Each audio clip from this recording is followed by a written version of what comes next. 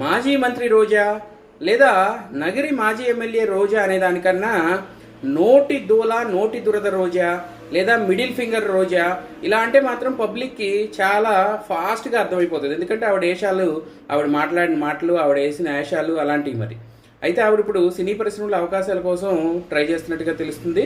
అయితే తెలుగు సినీ పరిశ్రమకు చెందిన కొంతమంది నిర్మాతలు ఆవిడ మీద 3-4 కేసులు ఆల్రెడీ బయటకు వచ్చి ఉన్నాయి. సో ఆవిడ కానీ అరెస్ట్ అయితే మళ్ళీ ఎందుకు వచ్చిన గొడవలే అని ఆమె మీద కొద్ది గొప్ప సాఫ్ట్ కారంతో ఉన్న వాళ్ళు కూడా అవకాశాలు ఇవ్వడానికి ముందు వెనక ఆడుతున్నట్టుగా తెలుస్తుంది.